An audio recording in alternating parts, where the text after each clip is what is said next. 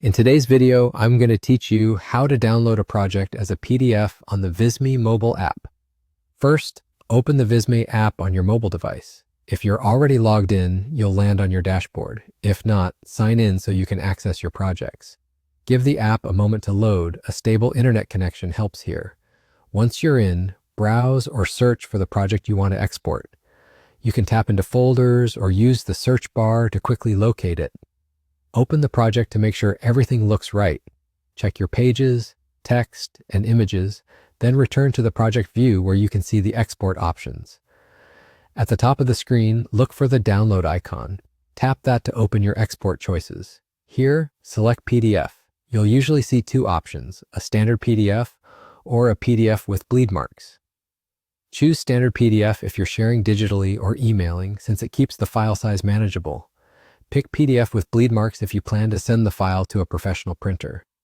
Bleed ensures any background colors or images extend cleanly to the edge after trimming. Before you proceed, be aware that exporting to PDF in Visme is a paid feature. Items or templates marked with a small crown icon indicate that they require a subscription to export.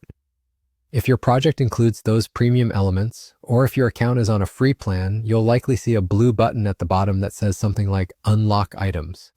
That means you'll need an active subscription to complete the PDF download. If you're already on a paid plan, that same blue button will say Download, and you can proceed immediately. When you're ready, tap the blue button at the bottom. Visme will generate your PDF and prepare it for saving or sharing. Depending on your device settings, you may be prompted to choose where to save the file or to open it in another app. If the export takes a moment, that's normal. Larger projects can take longer. A quick tip, make sure your project is saved and up to date before exporting, and avoid switching apps during the process to prevent interruptions. And that's it. You've learned how to open your project, choose the PDF format that fits your needs, understand the subscription requirement, and complete the download from the Visme mobile app. If you found